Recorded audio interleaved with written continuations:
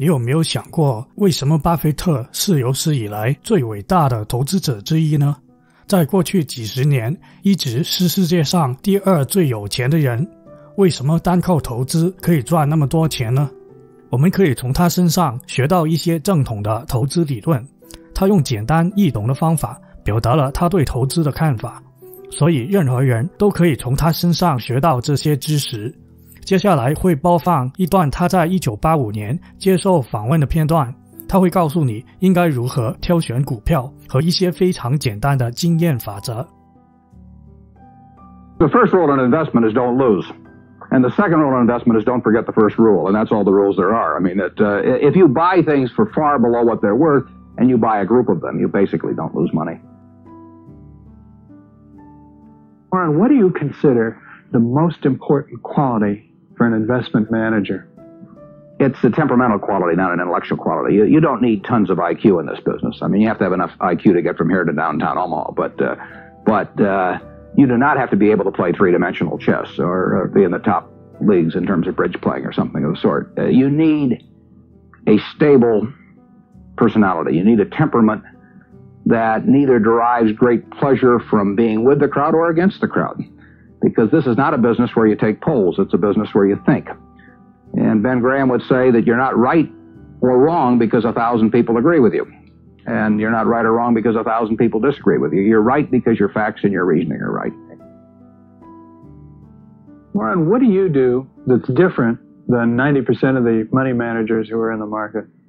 Certainly most of the professional investors focus on what the stock is likely to do in the next year or two. They have all kinds of arcane methods of approaching that, but they do not really think of themselves as owning a piece of a business.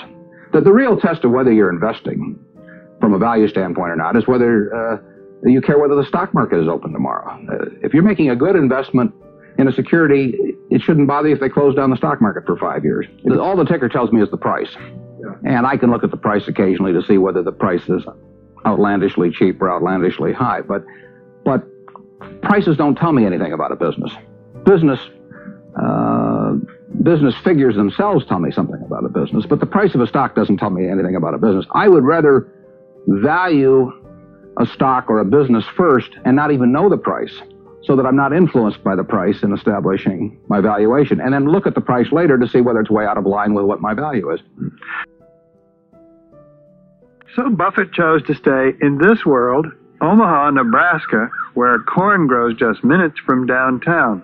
Now, Omaha is a nice town, but nobody claims it's a world financial center. Here, the only thundering herd is actually on 4 feet. Don't you find Omaha a little bit off the beaten track for the investment world?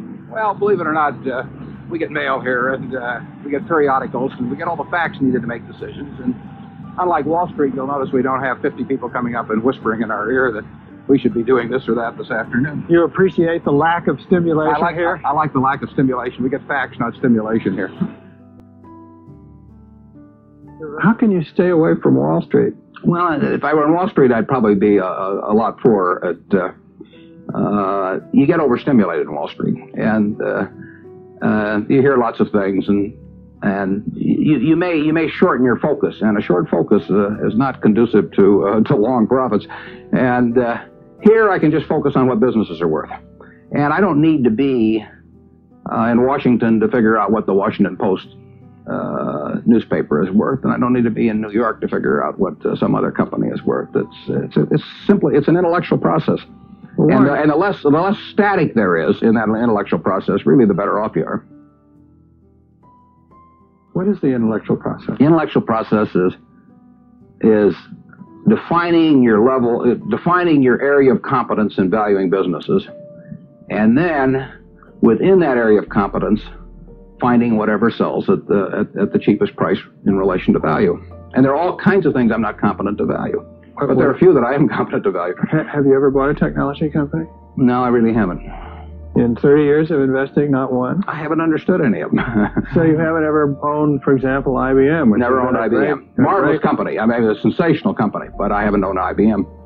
And so here is this technological revolution going on, and you're not going to be a participant. Gone right past me. Is that all right with you? It's okay with me.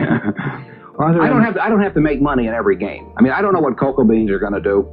I don't, there are all kinds of things I don't know about. And that may be too bad, but, why should I know all about them? I haven't worked that hard on them. In the securities business, you literally every day have thousands of the major American corporations offered to you at a price that changes daily. And you don't have to make any decisions. You have to make, nothing is forced upon you. So there are no called strikes in the business. The pitcher just stands there and throws balls at you. And if you're playing real baseball and it's between the knees and the shoulders, you either swing or you get a strike called on you. If you get too many called on you, you're out. In the securities business, you sit there and they throw U.S. Steel at 25 and they throw General Motors at 68, and you don't have to swing at any of them. They may be wonderful pitches to swing at, but if you don't know enough, you don't have to swing. And you can sit there and watch thousands of pitches, and finally you get one right there where you want it, something that you understand, and then you swing. And so you might not swing for 6 months. You might not swing for 2 years. Isn't that boring? It would bore most people, and certainly boredom is a problem with most professional money managers. If they try to sit out an inning or two, not only do they get somewhat antsy, but their clients will start yelling, "Swing, you bum!" from the stands, and that's very tough for people to do. Warren, your approach seems so simple. Why doesn't everybody do it? Well, I think partly because it is so simple. That the academics, for example, focus on all kinds of variables. Partly because by academics you mean professors of finance. The data is there. In business school. Sure, and the data's there. So they focus on whether if you buy stocks on Tuesday and sell them on Friday, you're better off, or if you buy them in election years. And sell them in other years, you're better off, or if you buy small companies. There are all these variables because the data are there, and they've learned how to manipulate data. And as a friend of mine says, to a man with a hammer, everything looks like a nail. And once you have these skills, you just are dying to utilize them in some way, but they aren't important. If I were being asked to participate in a business opportunity, would it make any difference to me whether I bought it on a Tuesday or a Saturday or an election year or something? It's not what a businessman thinks about in buying businesses. So why think about it when buying stocks? Because stocks are just pieces of businesses. 巴菲特是通过看财报去分析的。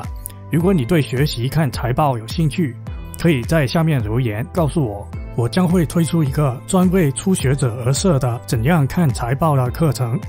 从以上几点，你可以看到他将一切都说得那么简单，而不是其他的所谓专家和一知半解的人会说，因为这里的技术指标，所以目标价就是多少多少，怎样怎样，所以就要买入了。他是一个长期投资者，并说出了他的想法。对于一个那么有钱的人，他不用说一些花巧或者假的话，所以是值得相信的。只有通过长期复利和好的企业组合在一起，才是正确的投资之道。希望这些技巧可以帮助你的投资旅程成为一个更好的投资者，并获得更好的长期回报。